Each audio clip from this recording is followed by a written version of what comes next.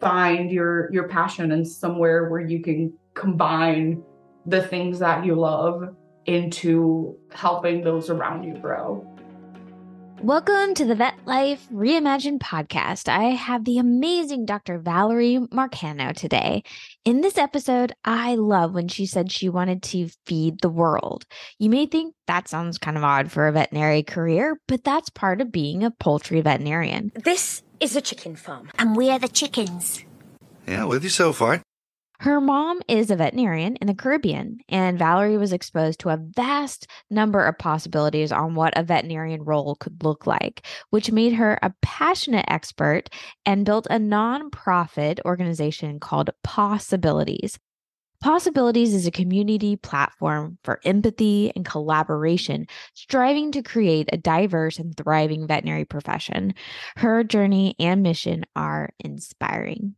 Also, if you're looking for a great cause to donate to this Giving Tuesday, Pawsibility and Valerie have a special promotion going on. So please check out the links in the description below to learn how you can give back. And now to our conversation with Valerie. What is your start? When did you know you wanted to get into veterinary medicine? Yeah, so I grew up with a mother who is a veterinarian. So I actually, I wouldn't say I knew from a young age that that's what I wanted to do, but I definitely knew that I wanted to continue to work with animals throughout my life. And so when the opportunities came, I always shifted and drifted and went towards working, with pets and other species, and eventually just became clear this is the path that I was gonna take. Yeah. And your insight, like watching your mom be a veterinarian, was also a unique path in veterinary medicine. So do you mind sharing a little bit about what your mom did, where you guys lived, and that experience and what you were able to see? Sure. Yeah. So my mom, as a veterinarian, did her education. She focused on small ruminants, and she did her thesis in working with like rabies and bats. And so she had a pretty wide interest, and she worked as a companion animal veterinarian. She had a clinic, a solo practice, and then started working for the Ministry of Agriculture as well, working on small ruminants, and then moving into the poultry division. And so she's been in a lot of different areas. So through her, I got exposed to companion animal medicine, government, small ruminants, poultry, which is not something that a lot of people get exposed to. So that was exciting. Yeah, and that's why I wanted to make sure that we tell that part of the story, because I think it does impact your own personal journey. And so you knew you wanted to work with animals, went to undergrad at Cornell, give a shout out to Cornell, and went to vet school at the University of Georgia, correct? Yes. Yeah. So I did vet school and my PhD at the University of Georgia. Yes. So going into vet school, what did you think you might do as a veterinarian?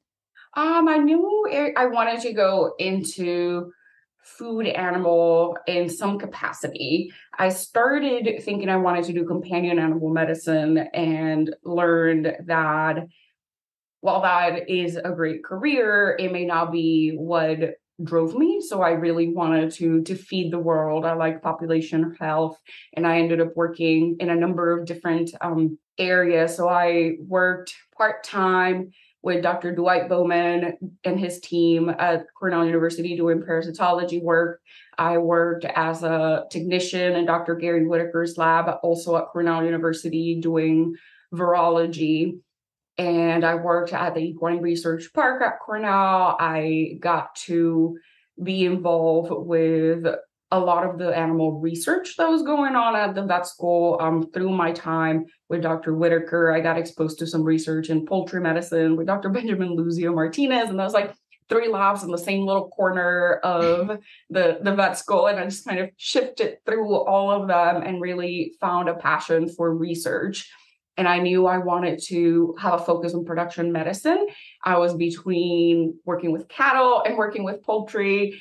And when I didn't, after I didn't get in my first year and got that job working with Dr. Whitaker, that's when I really decided research is a part of what I want to explore.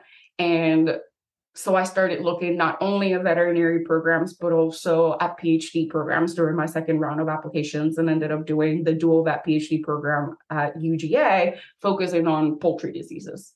Yeah.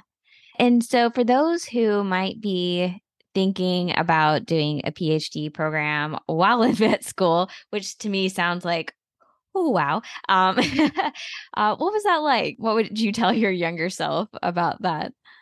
Yeah, so I would say the majority of the program was not doing both degrees together. I think there was really more one or maybe 2 semesters of that. The majority of it, they were split, and really is about the longevity of the program. So knowing that you're going to be in school for at least 6 to 7 years, for some people that may be 10 or 11, depending on where you go, what your research is, how long your PhD takes. And I would say looking into some of these programs, look for programs where you can find the support that you need to make it through a program with that longevity, and really be picky about the laboratory where you do your PhD, because PhDs are hard enough already. So working in a lab where the culture fits what you want it to be, it's really important too. And you're my first poultry veterinarian on the podcast. So, what is it about poultry medicine that really attracted you to that area of veterinary medicine? Oh gosh, there's so much about it. I really like the efficiency of the industry. What I realized while I was exploring poultry as a career is that they're always looking for better ways to do everything. They're looking for better welfare, for better production standards. It's always looking for better and better.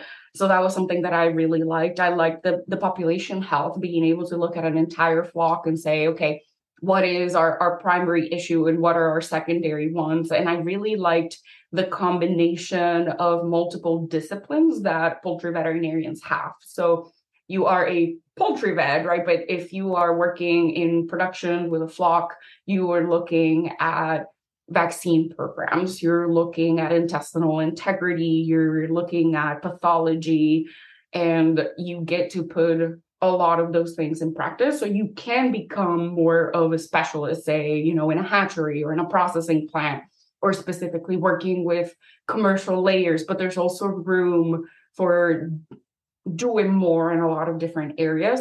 So I was really attracted about the efficiency, that desire to grow and be better, and the ability to look at multiple systems. Yes, an industry who is constantly open to how can I do things better, I think is actually really exciting, and probably people don't think about when they think about poultry. So that's really good to hear. So you mentioned different ways you can specialize. Did you choose to specialize, or what did your path kind of look like? So my path it's a little different, and I feel like everybody's path is a little different. So in poultry medicine, there are individuals who have their DVM degrees. There are individuals that have their DVM and a master's, or they may have gotten their DVM and done a residency. There are only about, I think, 6 residency programs in the country, I think, at max. Wow. And there are individuals that have done it with a PhD. Our governing sort of organization is the American Association of Avian Pathologists, and they also are open to individuals that don't have a DVM. So there are individuals that have, PhDs that are also members. So to become a boarded poultry veterinarian, then you can sit on the boards for the American College of Poultry Veterinarians. And to do that, you can do it in a myriad of ways as long as you meet the criteria, whether that is doing a residency, doing a PhD, getting a certain number of publications, being in the field for a certain number of hours. So I actually just became a boarded poultry veterinarian as of a couple of months ago, which is exciting. So my path was the veterinary degree and the PhD. And then I worked in the pharmaceutical industry for a couple of years. And I sat on boards last year and passed 2 out of the 3 sections. And I bought a drum set and I told myself that when I passed boards, I was going to learn how to play the drums. And so this year I passed drums and I passed drums, I passed boards. And yesterday was my second drumming lesson. So That's exciting. How cool. What a good way to implement a habit and motivation. Very cool. Well, yes, definitely. Congratulations. Boards are no joke. So, what do you currently do? What is a day in the life of a poultry veterinarian from your perspective? So I'm currently not working full time in poultry medicine. I have a consulting business called Valkyrie Consulting, is an LLC, and we do consulting for poultry medicine as well as leadership and diversity, equity, and inclusion. And so my my schedule is all over the place. I may go out with a company that's doing a study and serve as the veterinarian that monitors the health of the birds in that study.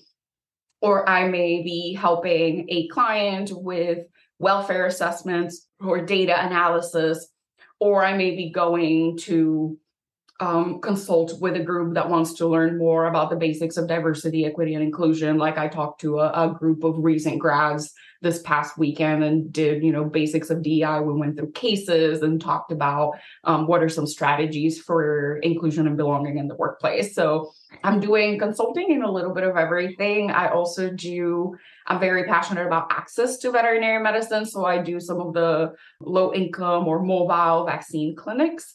So I do a little bit of everything.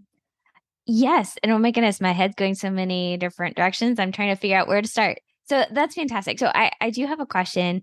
So this is an LLC. So you're a consultant and you're able to put all of your passions into this LLC. So as an entrepreneur, you formed your own business. What are some of the biggest challenges you have found in being this type of business owner? Yeah, for this one in particular, I'm still starting, so I don't have as much advice, but I did start the nonprofit Pawsibilities Vet Med, co-founded it with my husband, officially launched in 2020. And that has been a lot of self-learning in terms of growth and self-marketing and what is the need and how do you meet that need. In that sense, we were fortunate to have a group of people around us that supported us through the process of creating a nonprofit, establishing an advisory board and a board of directors, and getting into the rooms where conversations were happening so that we were able to talk about the nonprofit and about our goals and about where we wanted to go. And that has grown significantly. So Pawsibilities has been a big learning experience for me. And that is some of the same skill sets when you start a business, right? Whether it's a not-for-profit or a for-profit business, is building your brand. So who do you want to be? What do you want to accomplish? I'm fortunate enough to have built a network. I always joke that my superpower is networking and building that network, that community, those connections. And I was talking to one of my mentors today about what are my goals, what is my statement, my purpose statement, and what I came up with. And that's literally just today is creating spaces of health and belonging. That's what I aim to do, whether that is with the nonprofit or with the LLC or in any future endeavor. So find your passion and somewhere where you can combine the things that you love into helping those around you grow. Yeah. That is beautiful. I love that. So on that note, what is the start of Pawsibilities? What was the why behind it? How did it get started? Yeah, as I grew up in the Dominican Republic, so I was born in Florida, and then I lived in the DR with my mom and my siblings. And my mom is very involved with the veterinary community there through the veterinary college. And I grew up with a lot of individuals who were veterinarians around me who looked like me. So there was no time during my childhood where I thought to myself there wasn't there was a career out there that wasn't for me or that I couldn't do. So when I was 14, I moved to New York City. I moved in with my aunt and they didn't have any pets. And so at that time, I started going around trying to figure out, where do I get to touch animals? Because we were living in New York City in the Bronx. And so I needed that. And I went and worked at a pet shop in the Bronx where the owner was a Black man and certified veterinary technician. And the whole staff was very diverse and they were very supportive. And I spent a lot of afternoons there learning. And at one point, they said, we know a veterinarian that you can work with if you want to do a little more medicine. And of course, at this time, I still wasn't thinking like, I'm going to be a veterinarian when I grow up. I was just like, I miss animals. Oh my gosh, like I need some time with animals. So I got to work with Dr. Julie, our butler, may she rest in peace, who was an amazing veterinarian in Manhattan. I got to work with her for a few years. She also happens to be a Black woman, right? So here I am, 17, finishing up high school. Everybody around me looked like me. So I had no issues thinking that I didn't fit in somewhere.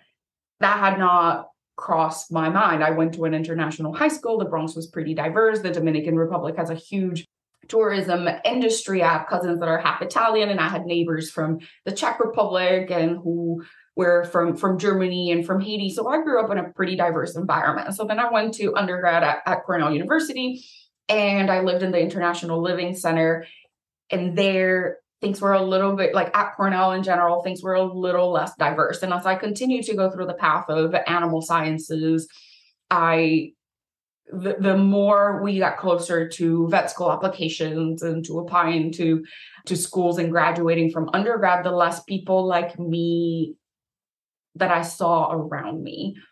Even going through, vet school and my PhD, again, it's like every level, there was less and less and less people that looked like me. And at that same time, I noticed that a lot of the people around me didn't have the exposure that I have to different careers in veterinary medicine, right? Like what a poultry vet does. And if you work with small ruminants and with cattle, lab animal veterinarians, these were all things that I got to have experience with, and realizing that a lot of my classmates in vet school may not have known about it. I just kept thinking like, there's got to be a way to expose more people to veterinary medicine, to keep them in the path to joining this profession, to supporting them through it, learning about things like burnout and compassion fatigue and a lot of the difficulties in coming into this profession and sticking with it. I just kept thinking, what is the way to do that? And realize that a lot of the privilege I had came from seeing people like me and from having mentors that supported me through that journey. And that's what I wanted to provide to others. So at that time, with my husband and a few friends, we started the idea of Pawsibilities Vet Med, a platform in which individuals could see people who were like themselves, could build networks, build a community, find each other, find mentors, and have access to professional development resources, to any kind of resource out there. And at the time, we were going through a lot. I was trying to finish my PhD, going back to vet school. My husband was finishing his PhD, starting a postdoc. There were some health issues involved, and it got to be a lot. So we paused it. And then as we finished schooling and started full-time jobs in 2020 with all the social unrest and the whole COVID pandemic, we decided to go ahead and start it. We had a few people within our networks that had just said, when you're ready, call us.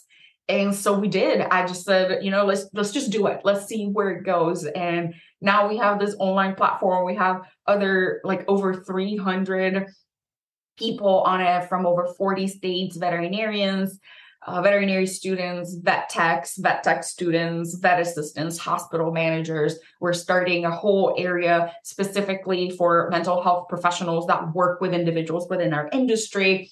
And now that we have that baseline, we're looking to expand. So our Giving Tuesday campaign this year is going to be centered around opening the platform to a broader audience. So looking at individuals 13 and older, because until now we didn't have the safety tools in place for us to feel comfortable enough having minors on the platform. But we realize people want to come into vet med at such an earlier age, and that there are a lot of groups out there already doing outreach to those groups. So what we want to be, our goal is to be a pipeline, a funnel, a community, right? Where when you go out and do these, Vet for a Day and Vet Set Go and all of these different programs that are out there, at the end of it, there's a place where they can say, if you're interested in continuing to be a part of this community, this is somewhere where you can join, right? Like you can join and just passively be aware of everything that's happening over the next few years, or you can join and actively find mentors, ask questions, and be a part of the community. So that's what we aim to be, a place where people can come and both learn and teach, because we believe at Pawsibilities Vet Med that everyone has something to learn and everyone has something to offer. So we know the data says most people who are mentored will go back and mentor others. So we want to start that from the very beginning, and for allies and for individuals from underrepresented groups, be that based on race, ethnicity, gender, sexual orientation, socioeconomic status, religion, veteran status, disability status. I know I'm forgetting some things, but for individuals from any communities that are underserved and underrepresented in the veterinary profession, we want to be there for you. I love the mission about reaching out to children and, trying to kind of give people more of your experience, surrounding them with the vision of anybody can be a vet, no matter what you look like or different abilities, just being able to see different types of role models and examples and mentors, like you said. So I've heard people talk about it. I haven't seen a whole lot of people actively find ways to do that. So thank you for that. I think that's really intriguing. And what we want to do is build, again, that community of belonging, right? Creating these spaces where people feel like they belong. And so we put a lot of effort into growing that beyond veterinarians. So there are not a ton mentoring groups out there, and the ones that are out there primarily focus on veterinarians. Mm-hmm. And that's okay, because that is needed, but we really want to expand on, veterinary assistants and hospital managers, technicians, and really emphasize, those are careers, right? Those are things that people do for a lifetime and is all about your team. So we want to create that environment in which everybody feels included. Yeah. Speaking on belonging, because you mentioned that was one of your whys and values.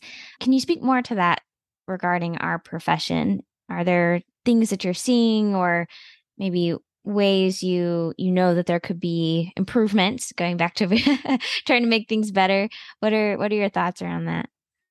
Yeah, so we talk about belonging, and that concept has started to become a lot more out there and in the media, right? So we started with diversity, and then diversity and equity, diversity and inclusion, diversity, equity, inclusion, and belonging. And so with diversity being just the presence of differences.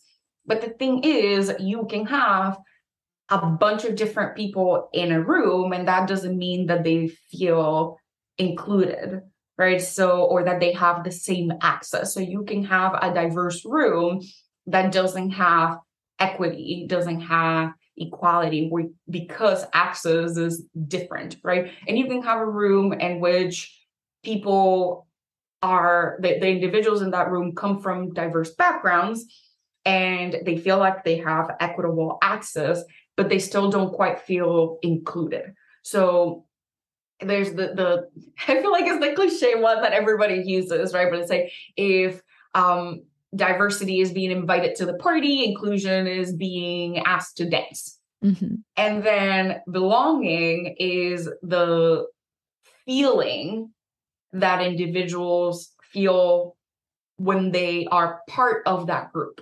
So inclusion is the strategies used to make everybody in that room feel included, welcome, like they can bring their whole selves to the table, like they can share their opinions, their thoughts, their disagreements.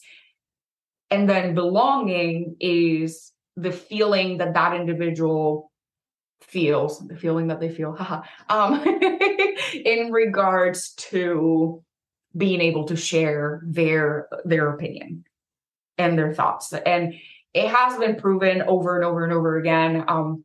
The data very clearly shows that diverse teams outperform homogeneous ones. And so there is a very key piece of diversity in building teams that are more productive.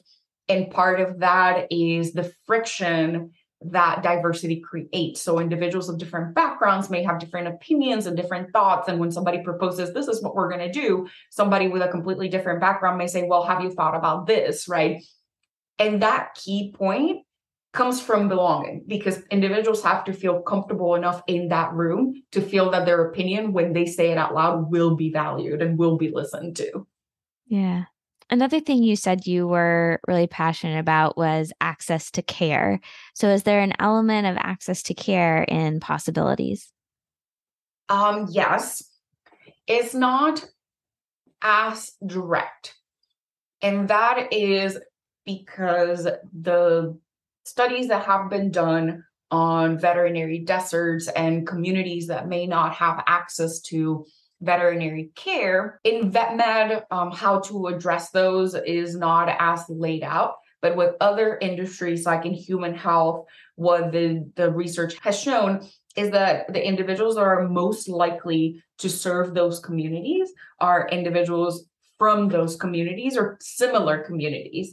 And so through making veterinary education accessible, we are indirectly addressing that by giving individuals from those underserved, underrepresented communities knowledge about the profession, knowledge about the careers, ideally recruiting them, retaining them, ultimately leading to access to care.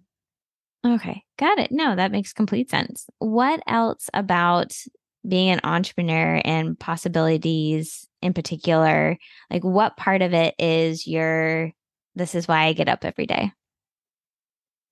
For me, is having individuals who are passionate about this profession, and their passion may be dwindling by not being listened to, by having doors closed in front of them, and having individuals within the Pawsibilities team and groups that are out there. We have a lot of partner organizations, Dr. Nicole Bruno with Blend, Dr. Quincy Holly with Get Motivated, Alyssa Mages with Empowering Vet Teams. We just have all this like conglomeration of organizations that are providing this access. So every time that somebody says, I'm glad I was able to meet a mentor, it has helped me with this other with this other thing, that is what makes me do what I do. Having those individuals say, this was useful to me,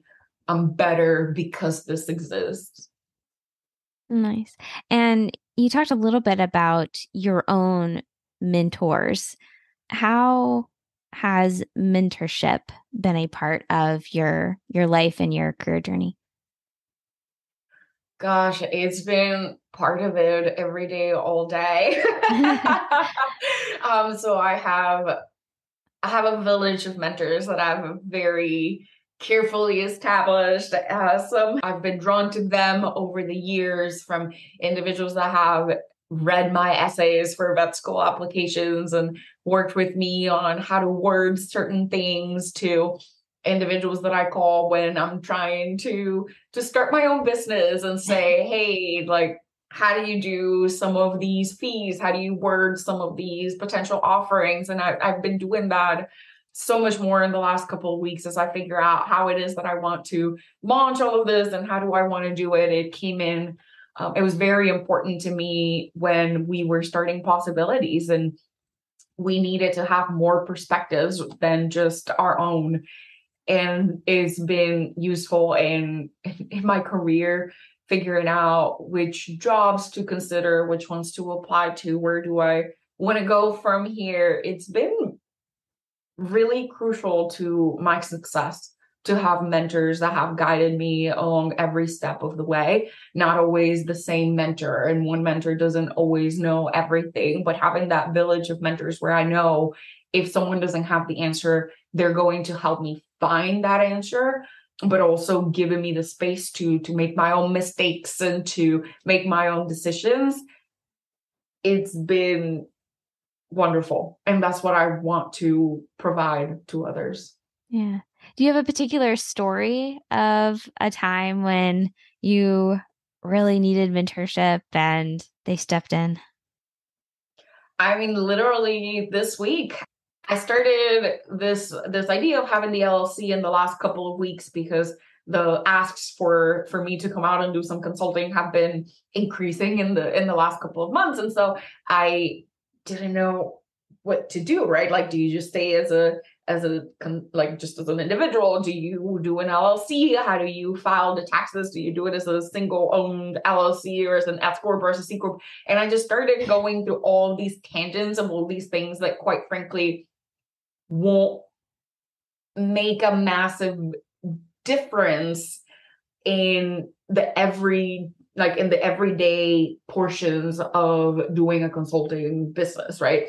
And so I had, a group of friends and mentors that are the people that when I have some of these questions, I just send text messages. And I'm like, it's like the same text message 8 times. And I'm like, okay, this is what I'm thinking. Ready, set, go. So I've been doing that over the last couple of weeks, starting with what should I name the business? And I had like these 6 names that I was going through, and people are like, well, this one's too long. Well, this one's too short. This one's not clear enough.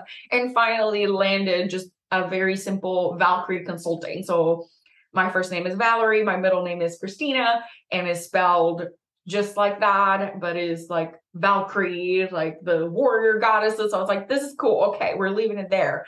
And then what are the different types of services that I can offer? And so some of my poultry medicine or my poultry veterinarian mentors were like, okay, so this is what I've done, and this is how I've established it, and this is what I recommend for you because you're a little different, and this is your education. And then having some of my mentors on the leadership side say, okay, but on the leadership side, this is more how we do these rates and how we type, some of these services and how we recommend that you go out. And I have a couple of people who are like, okay, when you're ready, let me know and I'll help you with X, Y, and C. So it was like the village just came out and it was so exciting.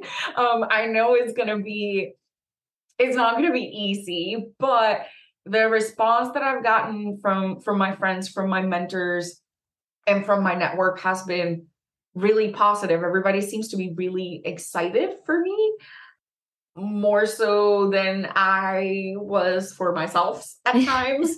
And it's very much like I just put in, okay, so consultant, poultry medicine. And somebody was like, yeah, but you have to put in some of the things that you've learned with your PhD, like your technical writing and your data analysis. And somebody else was like, yeah, can't you work in a biosafety level 2 and 3? And you can do this vaccine stuff and this and this. And I was like, oh, so I can do things, right? I know how to do things. Yeah. I mean, the last few weeks having that village behind me has really helped me feel more comfortable in my own skin. That's an important part of mentorship, I think, is to have somebody who can remind us what we're good at. Sometimes I think I said this in a podcast episode where I was the guest on. It's really hard sometimes to talk about yourself, to advocate for yourself sometimes, because we forget all these skills and strengths that we have as individuals. And I think that's a great way to utilize mentorship, is to use them to help you pull out those strengths that you can advocate for yourself.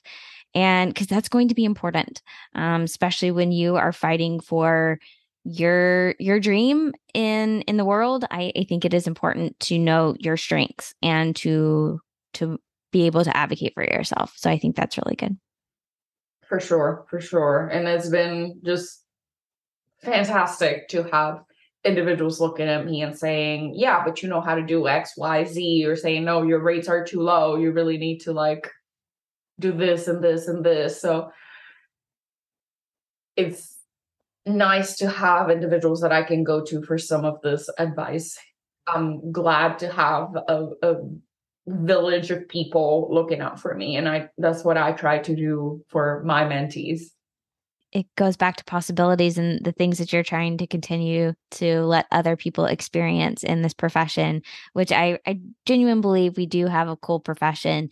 And while all of our mentors that we may need and have are not necessarily directly in the profession, there's something about this profession that seems to draw the good people, the right people in the right time when you look for it. So good on you to not be afraid to reach out and send that text message and say, okay, go.